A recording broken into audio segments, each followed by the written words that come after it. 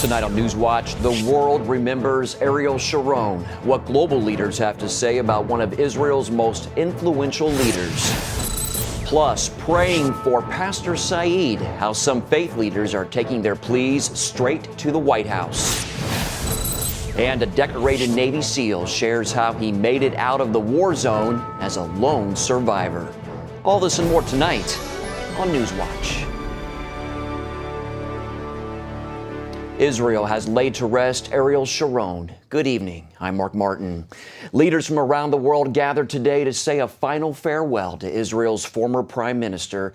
Ariel Sharon's official state memorial was held outside the Parliament building in Jerusalem.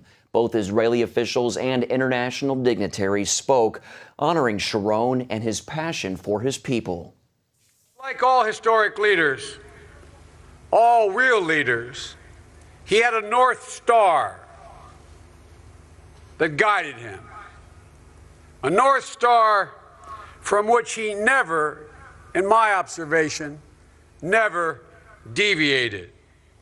His North Star was the survival of the State of Israel and the Jewish people. On Sunday, streams of visitors made their way to Knesset Plaza to pay final respects. Sharon died this weekend after living in a coma for more than 8 years. Our Middle East Bureau Chief Chris Mitchell brings us this look back at one of Israel's most influential leaders. His stroke took him down at the height of his power. But Sharon's legacy lives on in Israel, for better and for worse. Older generations remember him as the brilliant and daring general with the swagger, hero of the desert in Israel's 3 major wars from 1948 to 1973. But he also became a symbol of Israel's occupation of Lebanon in 1982. And as prime minister in 2005, he led a deeply divisive campaign to uproot thousands of Jewish residents of the Gaza Strip. It was done in the name of peace. But Sharon missed the years of rocket attacks on Israel and that Hamas takeover of Gaza that followed the pullout. Sharon believed Jews had a right to visit their holiest site on Jerusalem's Temple Mount. But when he went there in 2000, the Palestinians launched a second violent uprising, or intifada. Israelis elected him prime minister just a few months later. He was the last prime minister that actually fought in our war of independence when Israel regained its independence and sovereignty back in 1948. Sharon was one of modern Israel's most popular prime ministers. His battlefield exploits earned him the name the Bulldozer. Sharon began his career as a fighter in the Haganah, the Jewish underground army, and he fought in Israel's 1948 War of Independence. In the 1967 Six-Day War, his lightning moves against Egypt and the Sinai helped Israel triple the territory it controlled, almost overnight. In 1973, with Israel in desperate straits after it was attacked on the holy day of Yom Kippur, Sharon's bold maneuver trapped the Egyptian Third Army and turned the tide of the war. But in Israel's next war, Lebanon in 1982, Sharon was disgraced. Many blamed him for failing to prevent a massacre of Palestinians in the Sabra and Shatila refugee camps. He resigned as defense minister, but stayed in the mainstream of Israeli political life. He also helped mastermind the Jewish settlement building in Judea, Samaria, and the Gaza Strip, seizing on their strategic value. All those communities that we built in Judea, Samaria, Gaza district, the Golan Heights, they are not obstacle to peace, they are obstacle to war. His legacy will be of great leadership. He was very, very proud of his Jewishness. He was very proud of Jewish history. He felt the responsibility for the Jewish people and the Jewish history and the reconnection of the Jews to their land. His commitment to the settlements was so strong that many Israelis were stunned when Sharon proposed and then completed his controversial plan to evacuate Jews from the Gaza Strip. As the leader known as Ariel is laid to rest, Israel is surrounded by unstable enemies on nearly every side. But the Jewish state is stronger than ever, and millions of Israelis know that is due, in some measure, to Ariel Sharon. Chris Mitchell, CBN News, Jerusalem. Iran and 6 world powers have agreed on the terms for implementing their recent nuclear deal. The agreement kicks off January 20th. Then there will be 6 months for a final deal to be reached. During that time period, Iran has agreed to limit uranium enrichment and to open its nuclear program to daily inspections. In return, the U.S. and other countries will ease up on economic sanctions. Secretary of State John Kerry says the deal is a step towards long-term peace with Iran. And for more on this, we turn now to Cliff May. He is the president of the Foundation for Defense of Democracies. Cliff, Secretary Kerry says this deal moves the U.S. and Iran closer to long-term peace. Do you agree? Well, I hope he's right, but I'm by no means confident. I'm by no means confident that this deal, at this point or even later, is going to prevent Iran from doing what it's been wanting to do for years and been working very hard to do, spending a lot of money to do, and that's the development of nuclear weapons, so it can become the hegemon, the colossus, the big power in that region. We don't have the details of what's been agreed to so far. We know that Iran, however, has not agreed to stop enrichment of uranium. Only on January 20th, it may limit enrichment to 20%. That sounds like a good limitation. It's not. It's very close to weapons grade. Doesn't take a lot. And as for this meaning peace, I really think that may be a matter of self-delusion. This regime in Iran considers Americans, Israelis, Christians, infidels in general to be their enemy. And their goal, and it's been their goal since 1979 when I was, as a young reporter in Iran covering the revolution, their goal is to defeat us and to dominate us. And there is no indication that even if this is a good deal, again, I hope it is, I'm not confident, that means that the Iranian regime will not be hostile and bellicose and aiming at the defeat and humiliation of the West.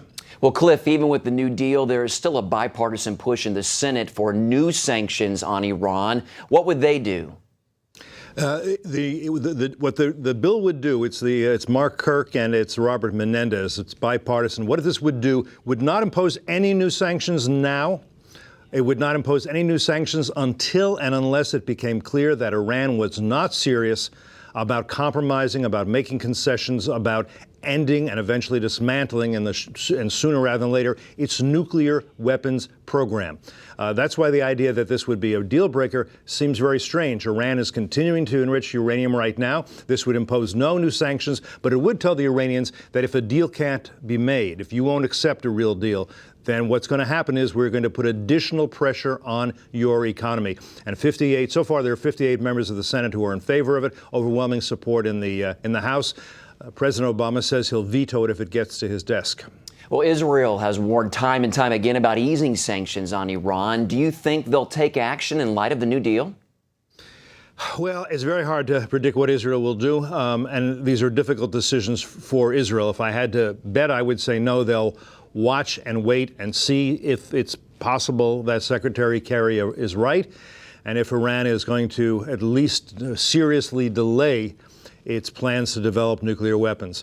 But the Israelis also know that this regime has threatened Israel with genocide, that this regime is the most important strategic threat to the West. It means to control oil resources in the Middle East and tell everybody what to do. It's a problem. But I think Israel is likely to give more time.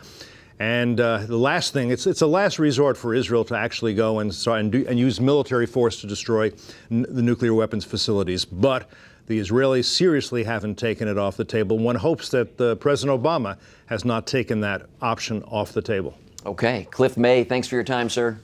Thank you, Mark. In other news, a group of pastors is reaching out to their own, calling on church leaders from across America to come to the White House and risk arrest every Monday from now until March 8th. Paul Strand tells us why. Pastors put their freedom on the line to bring attention to Saeed Abedini, sentenced to 8 years in one of the world's most brutal prisons, while the American president reportedly does nothing to secure his freedom. These pastors say it's time for more than talk. And we believe that our culture is dying for a model, and we also believe there are many courageous men in the pulpits in America that understand it's time to act now. So these pastors are risking arrest out in front of the White House to stand with an American pastor now imprisoned in Iran and facing much worse circumstances. They pointed out as they were arrested, President Obama has never reached out to Saeed's wife and children. That's one reason Naghmeh Abedini will join the pastors March 8th, risking arrest herself for the sake of her husband. And if President Obama won't reach out to her and won't stand for her husband and the persecuted church, then she's coming to his very front yard. She is personally going to invite pastors across the country to come and stand with her and her children because her husband is being neglected in a foreign jail with no representation except for the church. Paul Strand, CBN News, the White House. For more on how you can join the millions calling for Pastor Saeed's release, you can visit our website, cbnnews.com. The National Security Agency's collection of phone data doesn't really help in preventing terrorist attacks. That according to a recent study by the New America Foundation. Since 9/11, the group has analyzed 225 terrorism cases. They've found the majority of the time, traditional law enforcement provides the tip or evidence to initiate a case. A White House review released last month also says much of the evidence could have been obtained in a timely manner using conventional court orders. President Obama on Friday will announce possible changes to the NSA surveillance program. Coming up, how the Environmental Protection Agency bypassed Congress to help wage a war on coal.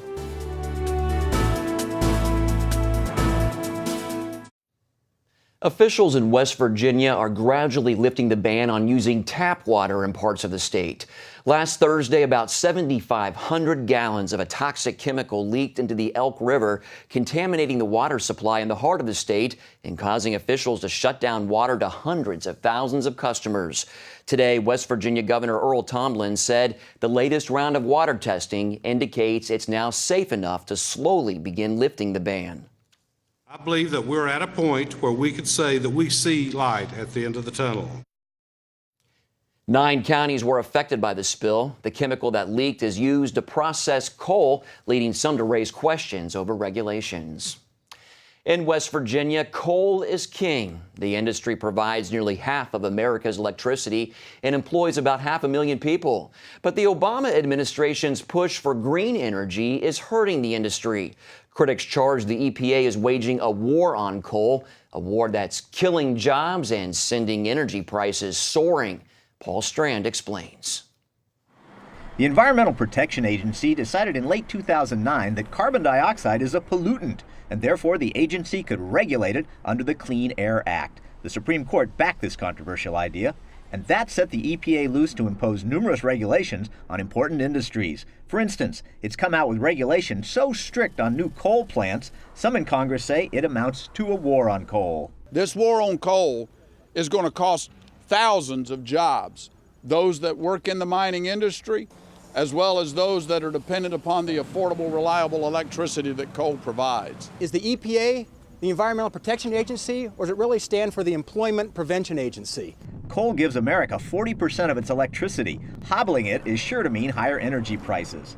It is fundamentally immoral for the federal government to put hard-working, middle-class American families into economic distress. And that is exactly what this war on coal does. Let's talk about our senior citizens on fixed incomes. If these regulations go forth, it is going to be impossible for them to cool their homes in the summer and heat them in the winter. So if you want to take low-income working moms and dads, single parents, and make their lives more miserable, more difficult, make their paychecks go less far, these are the regulations that will do it. But the EPA and its allies warn unfettered global warming will destroy crops, unleash numerous superstorms even worse than Sandy, and be much more devastating to the economy.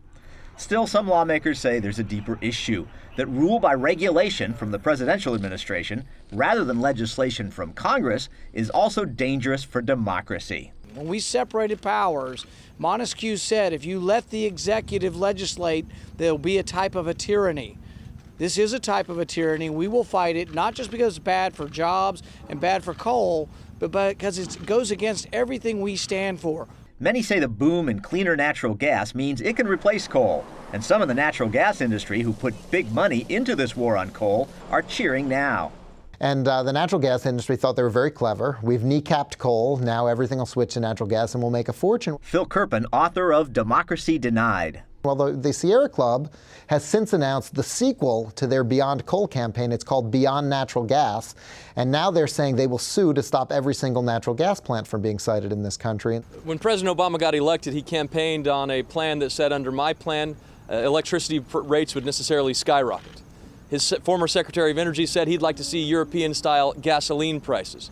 Recently, a chief advisor said that a war on coal is exactly what we need. And we're going to continue fighting in a bipartisan way to block the Obama administration's attempt at not only this war on coal, but a war on all American energy.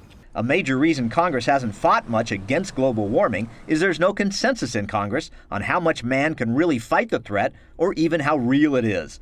But the EPA believes wholeheartedly in that threat, which Kirpin thinks is amazing as it's all based on computer projections that may not be right. And the idea that we're going to make people suffer, make them pay higher energy bills every single month because of a computer model that could be totally wrong, claims there's a benefit 300 years from now. It's a crazy way to do business, and these models get changed all the time. The next version of them could say something totally different. Paul Strand, CBN News, Washington. Up next, CBN News sits down with the real-life lone survivor, former Navy SEAL Marcus Luttrell.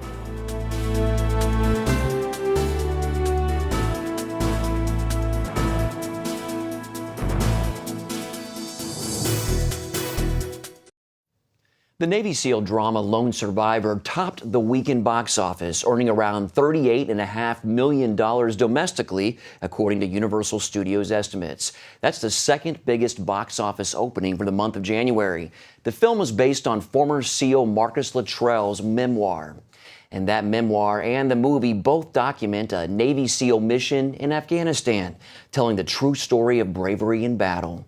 I had the chance to speak with Marcus Luttrell, who's now on a mission to tell the world about the courage and sacrifice of America's military.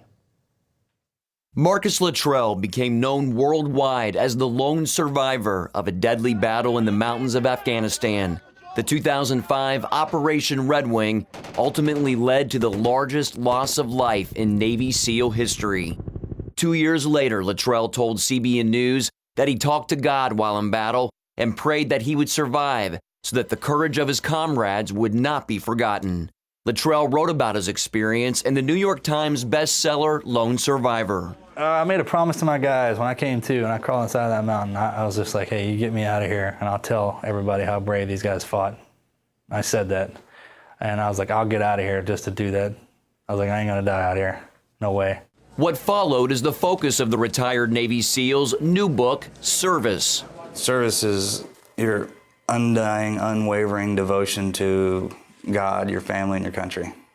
That's what service is to me. It's not serving it's not about myself. It's about what I can do for them. Luttrell eventually went back to war in 2006. He spent 6 months in the most dangerous city in the world at the time, Ramadi, Iraq. Instead of remote mountains, Luttrell battled in the brutal maze of urban warfare. Everything is a hidey hole or a fighting position or something like that. And then you're dealing with the community. I mean, it's a city. You know what I mean? There's civilians there. Luttrell fought in Ramadi when the fighting was at its highest intensity. By the time he left, the city had been subdued, and one of the greatest victories in the history of U.S. Special Operations Forces. A woman approached me and she's like, my husband's dead, and my boys have been killed. Thank you for being here. And that justified it for me. Americans, we do a lot of things. We go out and help people, in their time of need. Being a part of that victory, did that help your psyche somewhat?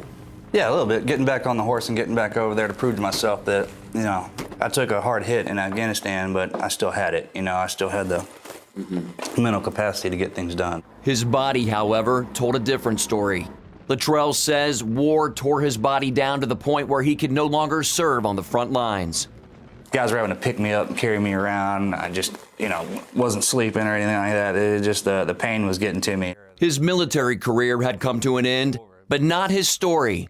President Bush awarded him the prestigious Navy Cross for valor. Luttrell also saw his SEAL team members posthumously recognized for their service.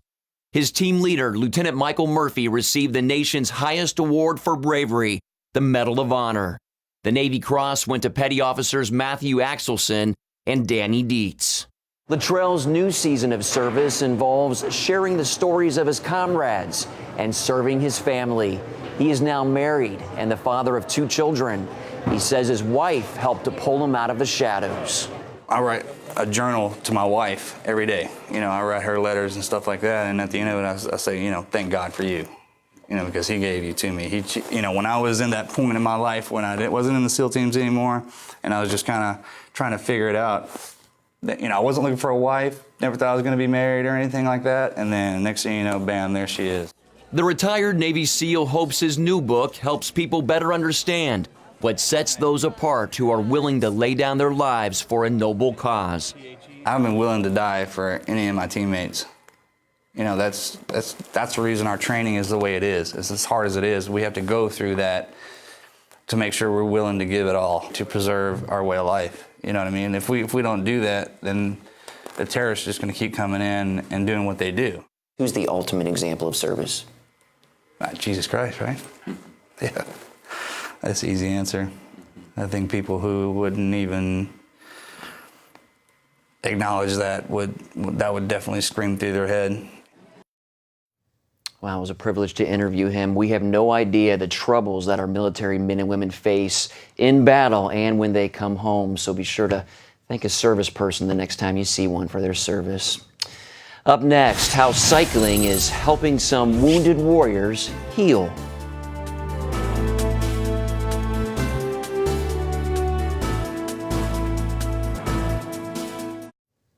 Welcome back. Military personnel sacrifice a lot for our country. After serving overseas, it's not always easy to adapt to a normal life. Soldiers in Florida have a new outlet to help them adjust to the physical, mental, and emotional injuries from war. At least a dozen wounded warriors took part in the annual Soldier Ride cycling event. They rode from Miami all the way to Key West. Many of the wounded warriors saw the experience as therapeutic. Therapy we had today was a bonding, not only with the animal itself, but with each other. One of the benefits, and I will say one of the primary benefits, is to actually get us out of the house and getting back with the community doing things. Because most of us suffer from injuries that you can't see.